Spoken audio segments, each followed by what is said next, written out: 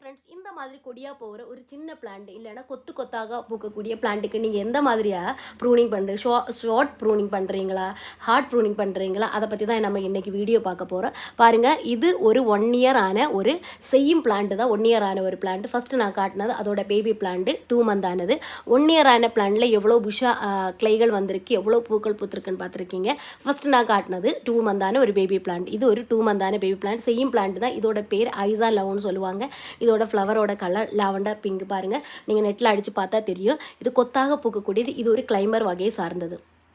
இது என்னென்னா, நம்மளோட ரெட் ஆர் ஒயிட் ரோஸ் மாதிரி ஹைட்டாக போகாது. இது நம்மளோட இடுப்பு வரைக்கும் தான் இதோட ஹைட் இருக்கும். ஆனால் ரொம்பவே இது மாதிரி பக்க கிளைகள் எல்லாம் வந்து புஷ்ஷாக நிறைய பூக்கும். ஆனால் இந்த மாதிரியான மெத்தட் ஃபாலோ பண்ணால் தான் நம்மளுக்கு இந்த மாதிரி புஷ்ஷாக வந்து பூக்கும். இல்லைனா நீங்கள் ஹார்ட் ப்ரூனிங் பண்ணிவிட்டு, இந்த சின்ன பிளான்ட்டுக்கு ஹார்ட் ப்ரூனிங் பண்ணிகிட்டே போனேன்னா உங்களுக்கு 1-2 கிளைகள் மட்டும்தான் வந்துட்டு சும்மா கொடி மாதிரி இப்படியே போயிட்டு இருக்கும். அவ்வளோ பூக்கள் பூக்காது. இதை ஃபஸ்ட்டு நம்ம கொடி ரோஸை எப்போவுமே நம்ம நிறைய பிராஞ்சுகள் வர்றதுக்கு புஷ்ஷாக விடுறதுக்கு விட்டால் தான் பார்க்குறதுக்கு பக்க கிளைகள் வந்து நிறைய பூக்கள் இருக்கும்போது பார்க்குறதுக்கு ரொம்ப அழகாக இருக்குது பாருங்கள்.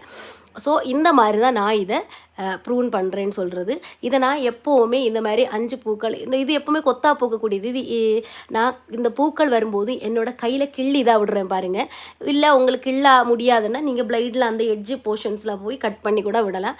எனக்கு இது ஈஸியாக இருக்குது நான் நுள்ளி விடுறது. ஏன்னா எனக்கு கையில் நெயில் இருக்குது. இல்லாதவங்க இந்த மாதிரி ஃபாலோ பண்ணலாம். பாருங்கள், 2 முறையில் காட்டுறவங்களுக்கு இது பிளைடில் நான் கட் பண்ணது. அதில் எவ்வளோ கிளைகள் வந்திருக்கு பாருங்கள். ஒரே ஒரு துளிர் தான் வந்திருக்கு பிளைடில் கட் பண்ணதுக்கு. அது ஒரு சாஃப்ட் ப்ரூன் மாதிரி ஆயிடுச்சு. ஆனால் அது வேஸ்ட்டாக போயிடுச்சு பாருங்கள். ஒரே ஒரு துளிர் தான் பக்கத்தில் ஒரு சின்ன ஒரு துளிர் தான் விட்டுருக்கு.